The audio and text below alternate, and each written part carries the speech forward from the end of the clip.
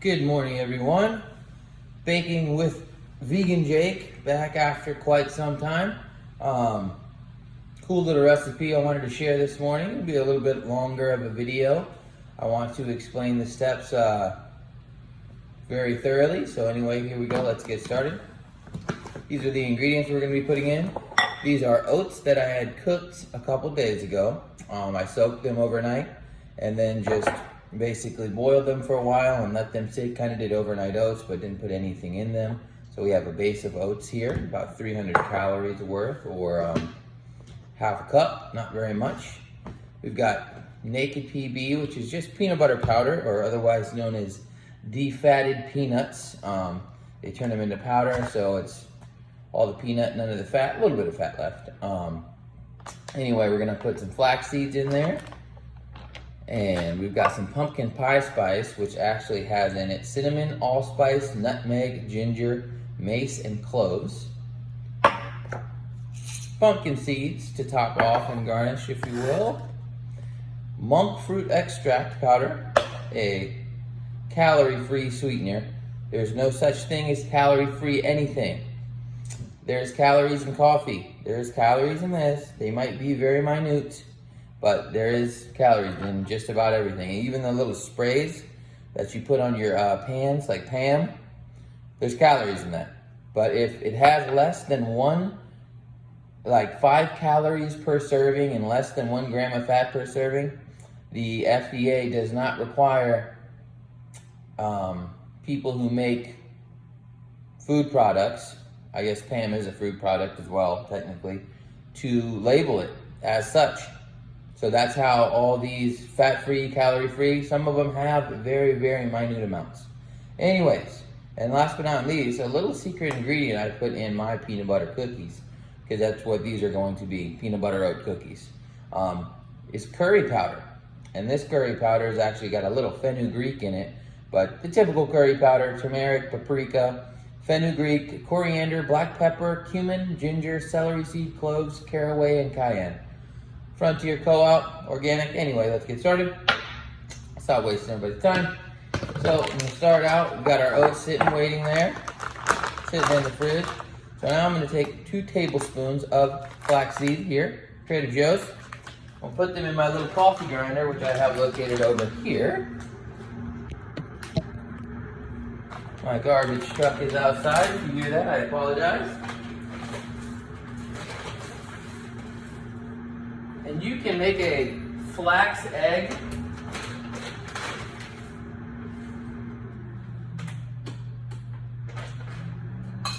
if you would like to.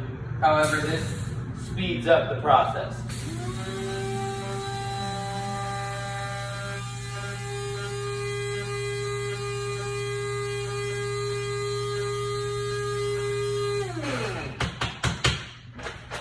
That's as simple as that. I don't know if you can see that, but this is just a regular little coffee grinder. Otherwise, and in the culinary world, we call it a spice grinder because it grinds everything very, very well. So anyway, flaxseed done. And with a flax egg, with flax seeds, chia seeds, the whole vegan thing, I'm sure everyone's heard, the vegan egg. What you do is you can just take a regular tablespoon of flax seed, and put it in a cup and put 3 tablespoons of water in it, stir it up, let it sit for 5 minutes, and it turned into a nice little gooey egg-like substance.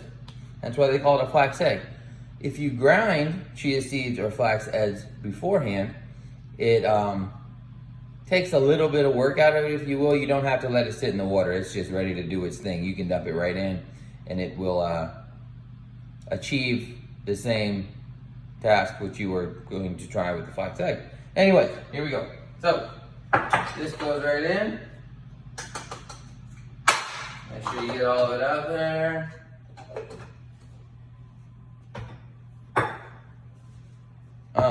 Flax egg. We're gonna do half a tablespoon of the pumpkin pie spice, which doesn't seem like a lot, but I've been using this for a few recipes, and this is some fuerte stuff, man. This is very strong. So, pumpkin pie spice in there like swimwear. We've got a little teaspoon of the monk fruit extract. Monk fruit extract has a sweetener. Everybody's kind of confused about it and scared to try it. It comes from a fruit, obviously, monk fruit, or otherwise known as the Lu Hongao fruit, which is indigenous to Asia. And it has a fruity-like quality to it. And when I say that, it's not overbearingly fruity. However, it's definitely different than most sweeteners. Sorry, I'm doing a little cleaning here.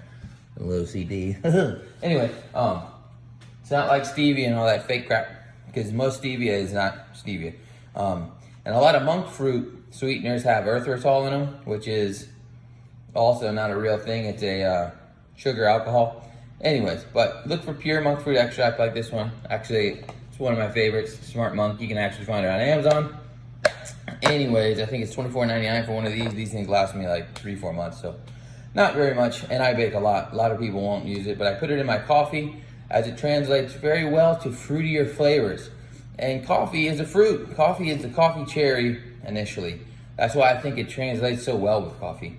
Actually, I'll make a little video about my super coffee with just monk fruit extract. It would blow your mind. Speak of the devil. This is just black, but. Okie dokie. Next, we'll go to our naked PB. Now, many brands for this too. Try to look for, don't just buy everybody I'm sure has heard of PB2, and there's a lot of mainstream brands. I call them Walmart brands for like Chiquita bananas. If you can find smaller companies and stuff like that, I think that they put a little more love and pay a little more attention, and they don't push out so much product to where it might be getting lost in translation, if you will. Anyway, we're gonna start out. It's only 25 calories per tablespoon. So we're gonna put in, let's go 8. And we want these to be peanut buttered. Ooh, that's 4, right? Oh, I might put in an extra one. I'm talking too much. 6, 7. And this is the best friend in the kitchen. Whenever you're eating anything and you're maybe even starting to count calories for your first time, keep a couple tablespoons around. I keep them all over my kitchen so I don't just eat stuff. Because you can scoop a thing of pumpkin seeds and have 50 calories real quick, and you think you're just taking a little shot of 5 calories, and it can add up, and then you'll be like, what the heck is all this? This is crazy, man.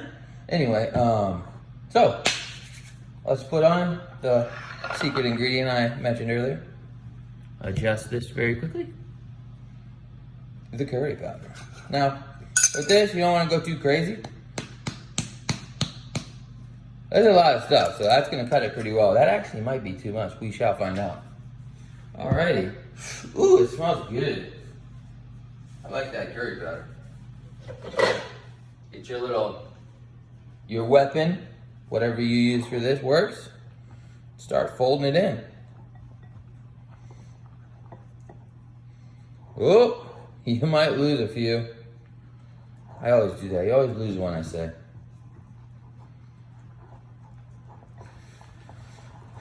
And just get going. It's just normal, almost like you're making any batter, any dough.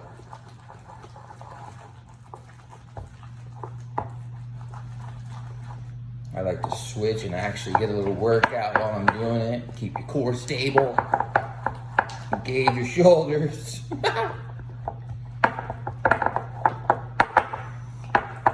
And what I've done is I've preheated my oven to 250 degrees. I'm definitely not a, let's put it in at a very high heat guy. I don't cook pretty much anything on very high heat for my own reasons. I just don't, I think anything in life that really is worth the payoff and good takes a while. It's slow, you can't rush things. And I found out amongst making these cookies, cooking them for an hour at like 375 or 30 minutes at 375, they just don't do it right. gets them a little, you just never find the right consistency. It's a little too dry or a little too this, a little too that. Anyways, so what we're gonna do here, boom, we got our batter. That's about as simple as it is. That's the recipe.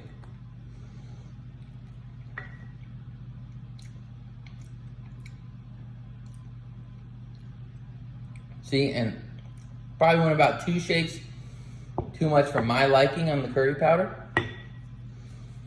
So what I'll do to cut it a little bit, now when you bake it, it actually will dissipate a bit. But I'm gonna add 2 more tablespoons of the peanut butter powder. As I did mention, I do want these to be, they're peanut butter cookies. That's it, right? So anyway, after you put in your desired amount, whatever it may be, and you can make the batter thicker, obviously, like this is gonna make it a little thicker, so I think there'll be a little gooier, which I like. Or you can make it thinner, whatever, what have you. You can add some coffee in it if you want to put a little more liquid into it. You could put in a little honey if you want. Yeah, it's not technically vegan, but just baking wise, a few tips and tricks there. Even coconut nectar helps. Oh yeah, I said it, coconut nectar. Oh yeah, it's nice and thick. Good stir. That's the jam. All right, cool. So I'm gonna load these up to my baking tray with some parchment paper, and I will show you all the finished product. But boom, there you go. Some nice peanut butter cookies, pretty easy. A little bit of everything, nutrition packed, protein packed. Baking with Jake. If you liked the video, please subscribe. We'll be pushing out more soon, and everyone, stay classy, San Diego.